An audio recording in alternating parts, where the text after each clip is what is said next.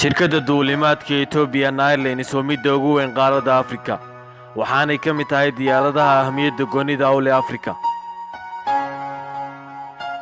waxyaabaha aadka loogu bogaadiyay waxaa ka mid ah sooyaalka badqabka, shaqo wanaagga iyo hufnaanta marka la barbar dhigo shirkadaha kale ee Afrika. shirkaddu waxay ka kooban tahay 111 diyaaradood kuwaasoo sameeya 106 duulimaad oo caalami ah iyo 23 duulimaad oo gudaha.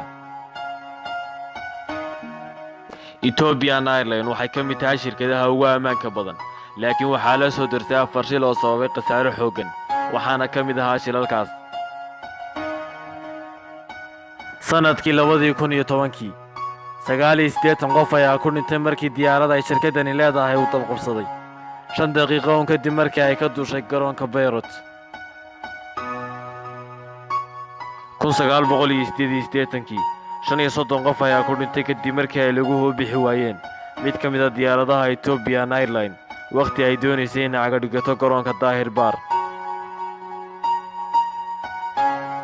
1996 diyaarad nooceedu yahay Boeing 767 ayaa ku dhacday badweynta Hindiya waqti ay ku sii jeeday Nairobi, waxaana ku dhintay 125 qof oo rakaab ah.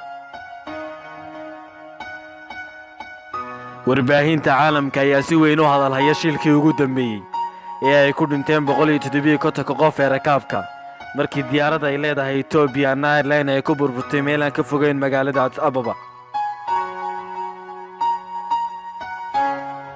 shirkadda duulimaadka ee Air China ayaa joojisay isticmaalka diyaaradaha noocoodu yahay Boeing 737 Max oo ah nooca diyaaradda Ethiopian Airlines ee xaddii la soo dhaafay ku soo dhacday gobolka Bishoftu. waa shilkii labaad ee nooca diyaaradahan cusub ay galaan muddo bil gudahooda. waxaa hore u burburtay isla diyaarad noocana oo ay lahayd shirkadda Lion Air ee laga leeyahay dalka Indonesia bishii Oktoobar ee sanadkii 2018, waxaana shilkaas ku geeriyooday 189 qof oo rakaab ah. qoraal ka soo baxay maamulka shirkadda Air China ayaa lagu sheegay inay joojiyeen duulimaadyada ay u isticmaalayeen diyaaradaha noocana ilaa inta lagu ogaanayo cilada ka dambaysa shilalkan. sidoo kale Ethiopian Airlines ayaa iyaduna joojisay isticmaalka diyaaradahan oo ay dhawaan soo iibsadeen.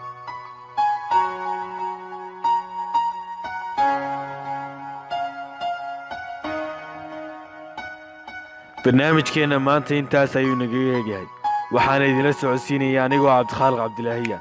haddaad ku soo biirin channelkan subscribe saar, sidoo kale riix jaliska si aad ula socotid muuqaalo cusub. wassalaamu calaykum waraxmatullaahi wabarakaatu.